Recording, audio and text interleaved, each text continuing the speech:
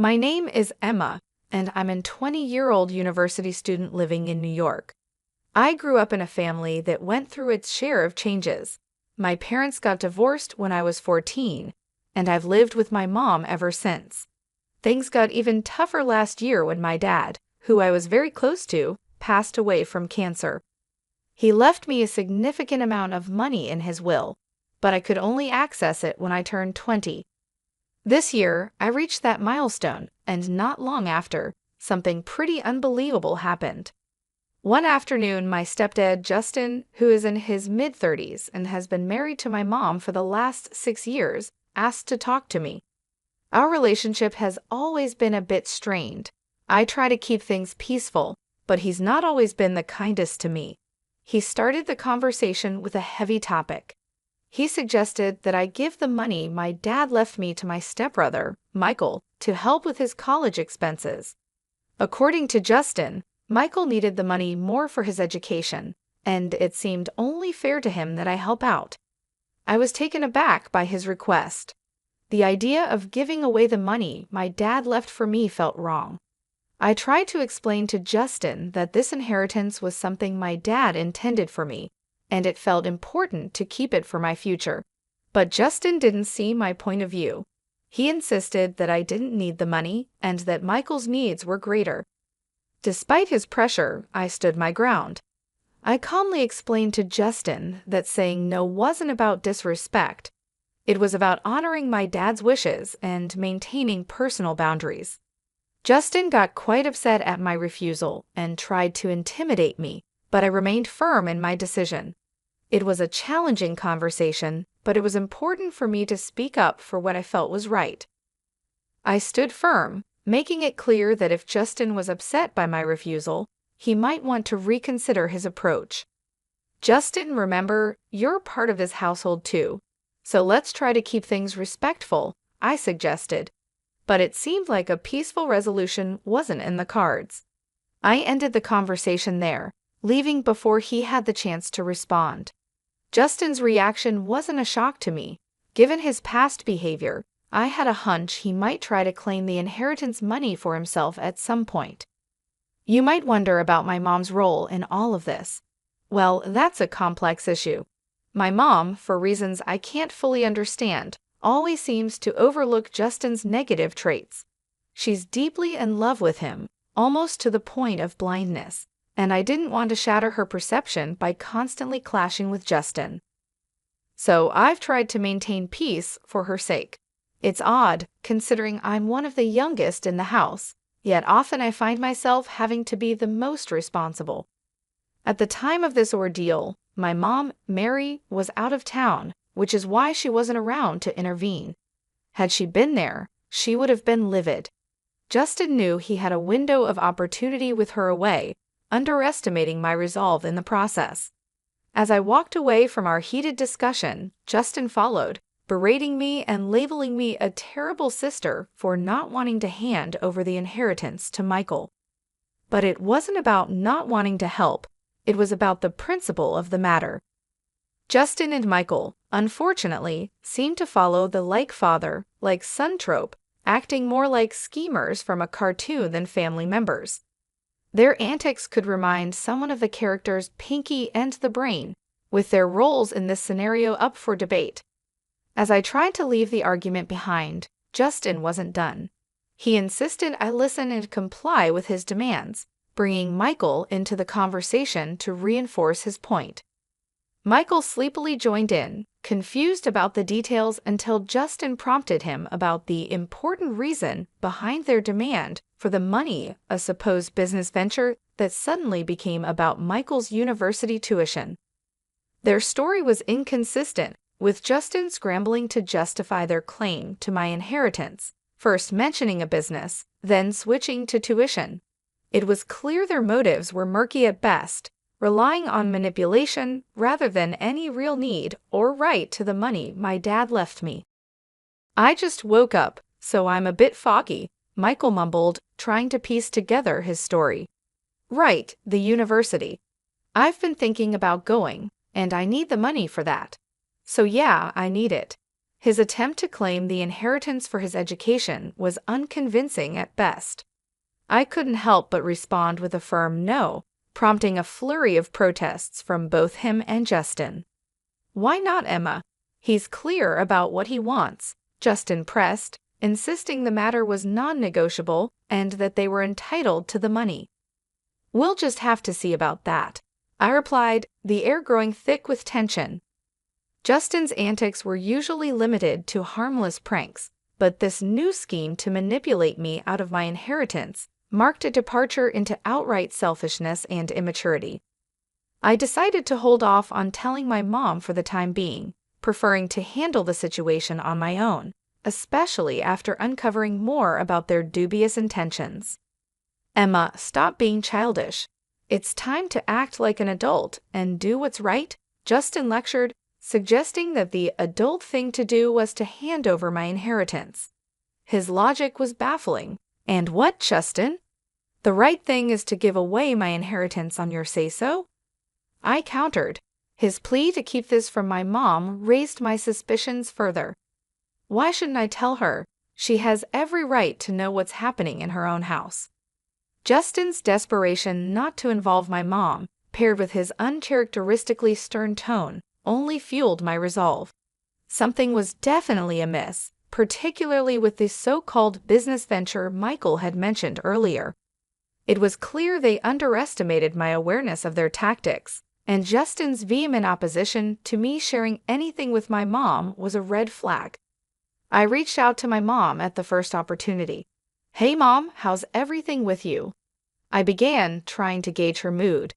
"I'm all right, dear. What about you?" she responded.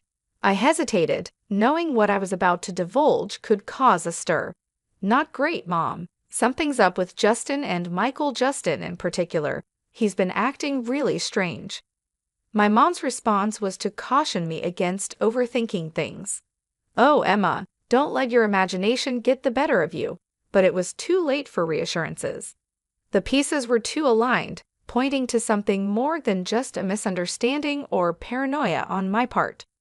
Understanding my mom's reluctance to believe the unsettling truth about Justin, I pressed on, determined to shed light on the situation.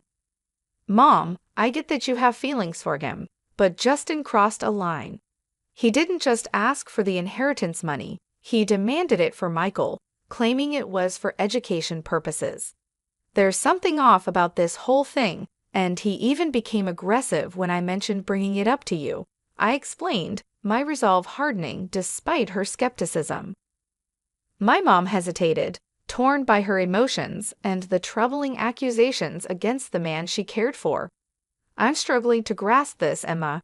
I feel like we need more evidence to make sense of it all."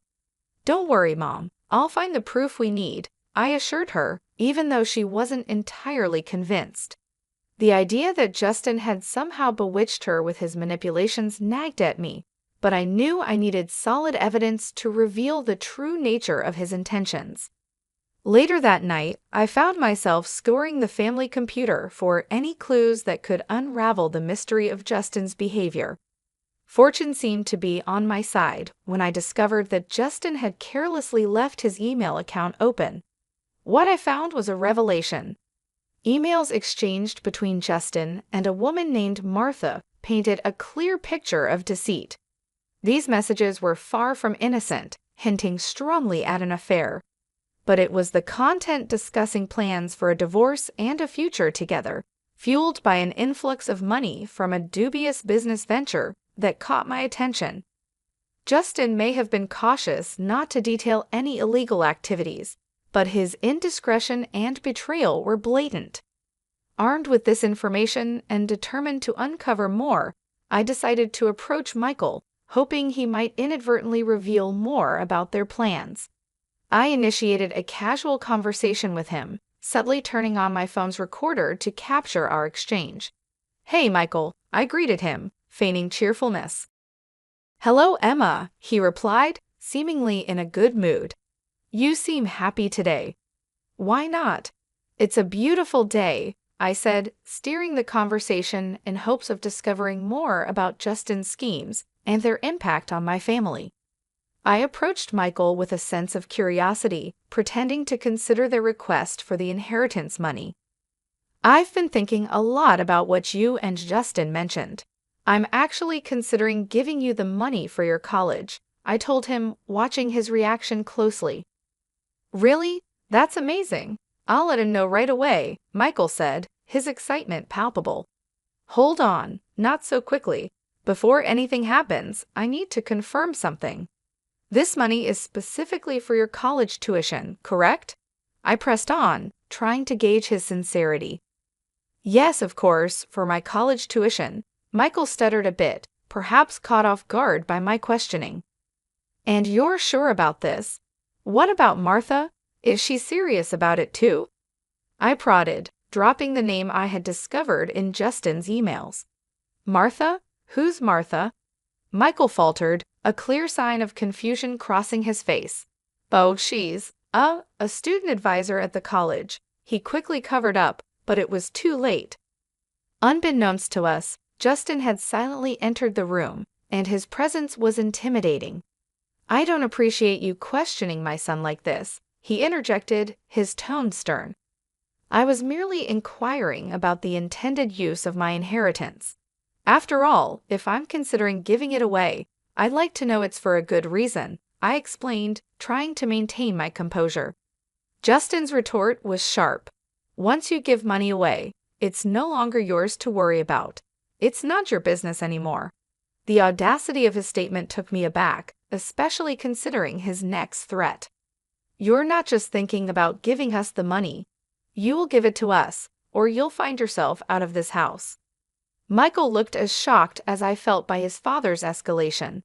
Dad, this isn't what we agreed on, he began, only to be cut off by Justin asserting his authority in a domineering tone, threatening my place in the home if I didn't comply with his demands. Choosing silence as my response, I retreated to my room, all the while recording the entire confrontation. Justin was unaware that his true colors were being captured for posterity. Once safe in my room, I began compiling all the evidence I had against him. It felt like I was a detective in one of those crime shows, piecing together the puzzle. I had audio recordings and email screenshots, all pointing to Justin's deceitful behavior and his affair with Martha. Feeling the weight of my findings, I decided it was time to bring my mom into the loop. Hello, Mom, I started, my voice laced with urgency. Hey, sweetheart, how are you? She responded, unaware of the storm brewing. Mom, are you sitting down? I have something important to tell you, and it's not easy, I said, preparing her for the revelations that were to come. Breaking the news to my mom was tough. I started by telling her about the unsettling discoveries I had made. Initially, she found it hard to believe, but when I played the audio recording of my conversation with Justin, her denial began to fade, replaced by a mixture of shock and heartbreak. Why would he do such things? Why be so cruel? She questioned, her voice breaking with every word. It's hard to say, but we're dealing with someone who doesn't have our best interests at heart. I replied gently, trying to be as supportive as I could despite the harsh reality. I hate to say it, but he's not the person we thought he was. Hearing the truth straight from the recording was a turning point for her. This is unacceptable. I can't believe I wasn't here to protect you from them, she said, determination taking over her initial shock. Stay put. I'm coming back immediately, and yes, I've locked my door, I reassured her. My mom's protective instincts kicked in full force. She was ready to confront Justin and ensure he regretted his actions. He's going to realize he picked the wrong family to mess with, she said, a fierce resolve in her voice. When she arrived, it was a moment filled with mixed emotions. We hugged tightly, sharing tears over the betrayal and the tough decisions that lay ahead. Yet there was also a sense of relief and unity. Together, we spent hours devising a plan, ready to face the ordeal as a team. In the days that followed, Justin was perplexed by my mom's unexpected return and her cold demeanor towards him. He tried to play it off with a veneer of cheerfulness, likely hoping to charm his way out of any suspicions. But my mom was unmoved. She saw right through his act and was gearing up to take decisive action. Concerned about the true nature of Justin's business and the potential misuse of the inheritance, my mom decided it was time to bring in professional help. She hired a private investigator to dig deeper into Justin's activities and the mysterious emails. The thought of him planning to misuse the money for unethical purposes infuriated her further, and she was adamant about protecting us from his deceit. The private investigator's findings confirmed our worst fears and shed new light on Justin's scheming. My mom briefed me on the details, and together, we prepared for the next steps. It was clear that this was more than just a family dispute. It was about standing up against manipulation and ensuring justice was served. In that moment, the atmosphere in the room was charged with tension, a palpable mix of disbelief and resolve hanging between us. Justin's usual confidence seemed to falter under the weight of our accusations, his eyes darting from the camera to my mom, then to me, as if searching for some escape or loophole in our confrontation. "You can't possibly understand what you're talking about. This is ridiculous," Justin tried to deflect, but his voice lacked its usual assertiveness. It was clear the tables had turned, and the power he once wielded so effortlessly was slipping through his fingers. Michael, caught in the middle of this familial storm, looked from his father to us, his expression a mix of confusion and realization. Perhaps for the first time, he began to see the man he called father for who he truly was, a revelation that seemed to shake him to his core. My mom, with a steely gaze fixed on Justin, stepped forward. "Not only do we understand, but we have proof. Emails, recordings. You've been planning to launder money through a laundromat, all the while involving yourself with a known criminal. Martha's record speaks volumes, and your plans for this business are clear as day." Justin's attempts to maintain any semblance of innocence were crumbling fast. "You have no idea what you're getting into. This is my business, my life. You can't just barge in and—" "But we can, and we are," I interjected, bolstering my mom's stance. "This isn't just about your business, Justin. This is about our lives, our safety. You've brought danger and illegality into our home, and we won't stand by and watch you destroy everything for your selfish gains."